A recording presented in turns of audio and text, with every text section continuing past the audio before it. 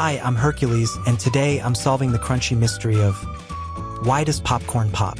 Okay, imagine each popcorn kernel as a tiny treasure chest. On the outside, it has a super hard shell called the hull. But inside, there's a soft, starchy center and, most importantly, a tiny drop of water. Now here's where the magic begins. When you heat the kernel, that water turns into steam, and steam wants to escape, but the tough shell doesn't let it out. So pressure starts building up inside, like a little balloon about to burst. Finally, pop!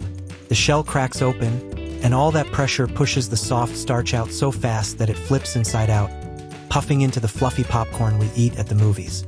So every single piece of popcorn is like a mini science explosion, heat, water, and pressure all teaming up to make a snack. The coolest part? Not all kernels pop. If one doesn't have enough water inside, there's no steam, no explosion, and it just stays a hard little dud at the bottom of the bowl.